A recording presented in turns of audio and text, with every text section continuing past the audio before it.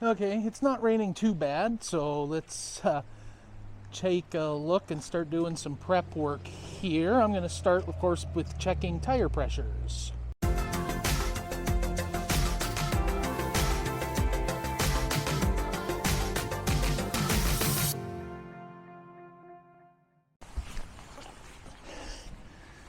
So if my eyes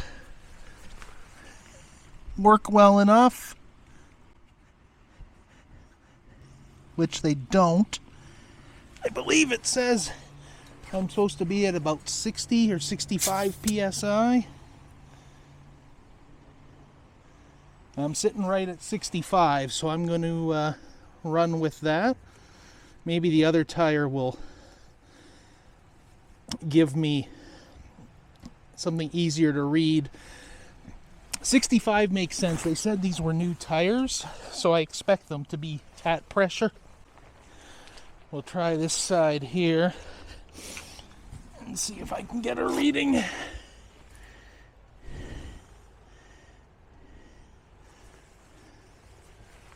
Oh, kids, don't get old. That looks to be the same. Let's check that pressure. Oh yeah, that was the worst air pressure check job ever. Try this again. That's better. That one might be a little on the low side. Let's see. Like I said, not. Yeah, that's only at 50 or so. I think that one might need a little bump up. Go grab the compressor.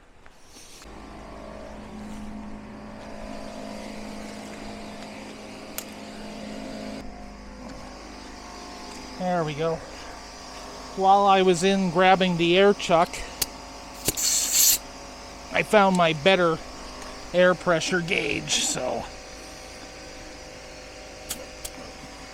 yeah, that's definitely low. That's only a little over 40 psi, so let that pressure build up and then we'll pump her up.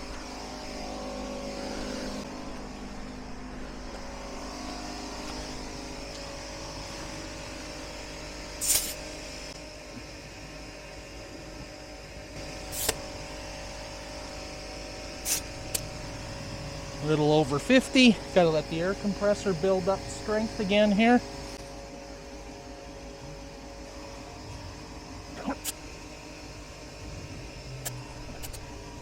Just under 60.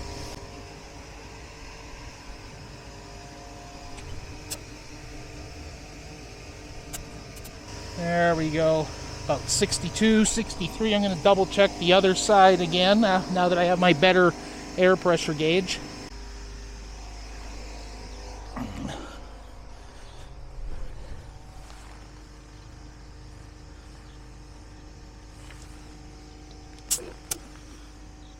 Yeah, that side's reading low now too with the proper gauge.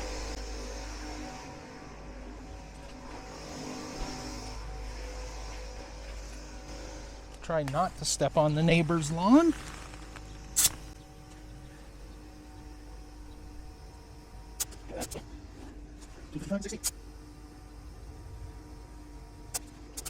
There we go, right back in that same 62 range. So both of those are now fully topped up. Do a quick check of the spare and we should be good to go. Now, I'm not a fan of this spare tire because it's not even a trailer rated tire.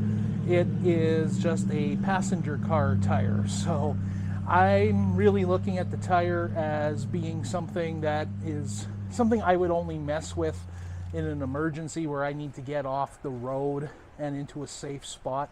For the most part, if we get a flat, I'm going to be relying on, well, in the United States, you'd call it AAA. In Canada, in most places, it's CAA. Here in Alberta, it's the AMA, or the Alberta Motor Association. I've got roadside coverage. Make the call, get them out to assist and not mess with it myself because I'm lazy, and that's why I pay the yearly membership fee. And there's been a fair amount of progress inside. lots of stuff going in. One of my goals at some point is to actually get to a highway scale and weigh everything to see how much we weigh. Had another little challenge here with the ancient refrigerator. There's this little sight glass here that's supposed to allow you, whoops, see if you can actually see it on, that's supposed to allow you to see whether or not the burner has ignited. Well, as we were trying to, whoops, I did it again. While we were trying to ignite it on propane, that sight glass actually kind of popped out and is now loose here. And I don't know how it's supposed to go back in. So the only way I was able to check and see whether the burner is actually working was to take off the access door on the outside and look physically for the flame, which is not going to be a viable long-term solution because I need a screwdriver because one of the original thumb screws is missing, and that's just a pain every time we stop to pop that open to verify that the fridge is lit. Something else that I'm trying out for the first time is the gravity feed furnace. We said we weren't going to use it, but I figured we should at least test it to make sure it does work, just in case. It's been cold, it's been raining, there's been some snow in the mountains, so the furnace may come in handy at some point. Alright, gonna try putting water in it for the first time. So just using this gravity fill dish that I don't fully understand, but I think we just start filling this way, and in theory it's going into the tank. Doesn't drain into the tank very fast, but it is draining. I appear to need to do this quite slowly. If I just let it rip, it just kind of overflows out here, so I can't imagine it has a very big tank to begin with. So really, that just needs to be kind of at a trickle. I think I'll turn down the tap a bit.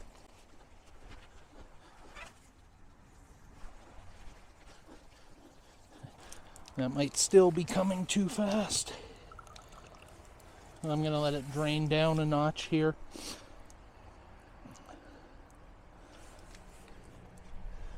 It's an adjustment coming from a newer trailer, which in itself was 22 years old, that had, tank sensors and things of that nature. So it was really easy to keep track of water levels and things. Nothing fancy here. This is completely counting on old-fashioned best guess.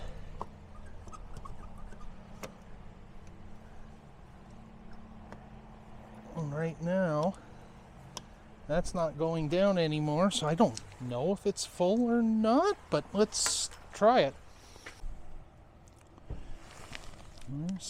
It's not going down very much, so we'll turn on the pump and see what happens. Okay, so our water pump switch is just this switch over here. Let's see what happens.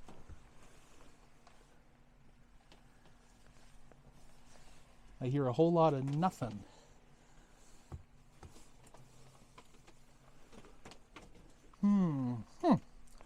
Interesting. All right, well, let's turn some water on. Oh, there we go. Pump engaged. And pump disengaged. So that's good. It built up pressure. I mean, it's possible that they may have run a lot of water in the tank when they de-winterized the trailer before showing us. So, like I said, I don't know what the state of the water tank in here is. So let's go back outside and see if that water level in the fill compartment there has now dropped like I expect it should have. And yes, that is completely dry. So it did suck that water down eventually. So I'm going to go turn the tap on again and try filling one more time and see how much it takes to bring that water tank back up to that level, and we'll see where we're at there. All right, we got some water flowing out of the garden hose. So I'm just going to plunk it there and let that run until it's full. We're figuring it out as we go. Now, the entire reason I need to fill with water because we're heading out this weekend anyway, but I also wanted a chance to try the water heater and ignite it to make sure it's working as expected. So, like everything else on this trailer, it's a very manual process. No electric igniters here, which isn't a big change for us. Our last trailer didn't have electric or direct spark ignition either, so this looks super familiar. It is supposed to be, I don't know if you can see it here, this is supposed to be a brand new water heater, so I'm not expecting any problems, but that's why you do a shakedown cruise. Try everything out. I don't know if you can see that in there, but once I got the air out of the line, it fired right up. Now we're going to turn it on all the way. And oh, what a satisfying sound that is. Come back around and see how my water fill is doing.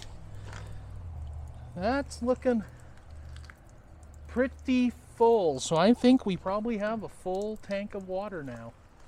So while we're just getting final preps in place, let me show you a couple other things we've done since the last video. I didn't get a chance to show these in the last video because the SD card filled up. So a couple other minor things we've done. I think I did mention that we had intended to swap out the original two 20-pound propane tanks for two 30s that we had from our other trailer. So I've done that.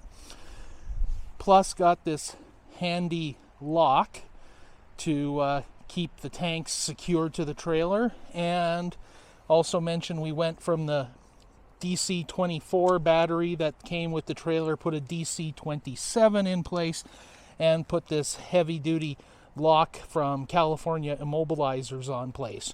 Not sponsored. But, I mean, as you can tell, while we're not in a high-crime neighborhood, Bella is parked right along the road here. So it's a very easy crime of opportunity for someone to come along and grab a couple propane tanks, grab the battery purely for the core charge value of the lead inside. And we also have a basic hitch coupler lock, and that's there for one simple reason. Like all security, it's not actually there to prevent it from being stolen. If someone wants to steal your stuff, they will get it. What it is there for is to make our unit less appealing than our neighbors. And I don't mean literally our neighbors, but I mean any other units in the area. And that's really what security comes down to. Make somebody else's stuff a better target than yours, and hopefully they leave your stuff alone. One more project. Got to replace the attic vent cap for the plumbing stack.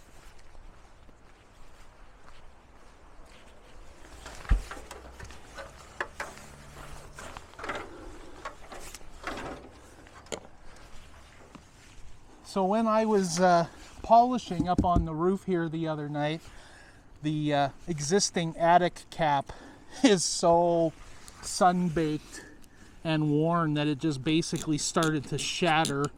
So out with the old, in with the new. And Emily was smart and picked up a beige one so it actually matches the color of the roof here on Bella. And these are super easy. They just basically plop down just like so. And that allows the evil gases from the black holding tank to escape, and still keeps rain and debris from falling into the tank. While we're up here I'll just give you a quick look at the solar panel that was installed on Bella.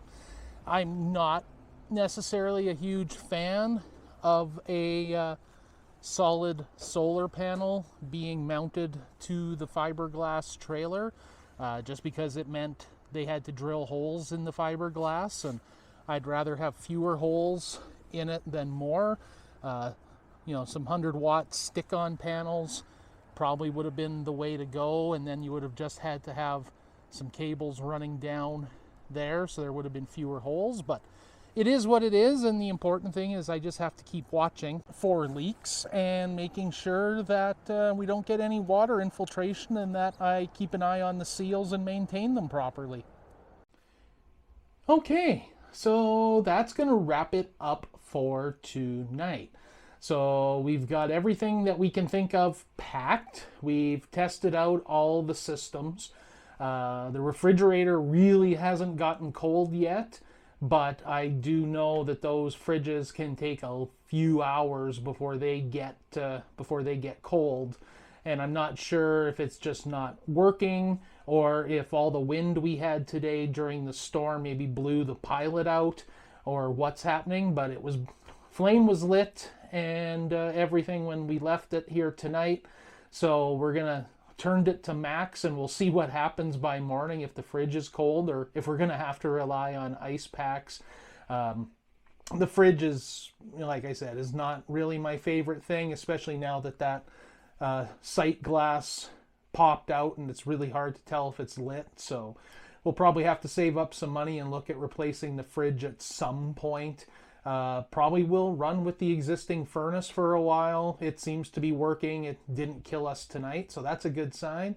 And everything else is ready to go. So tomorrow, we work the late shift tomorrow, so we don't get home till almost 7 o'clock, 6:45, and we still have to hook up everything and then head out. We're not going to go very far. This is purely going to be a shakedown cruise, but you'll see that likely in the next video. So thanks for watching.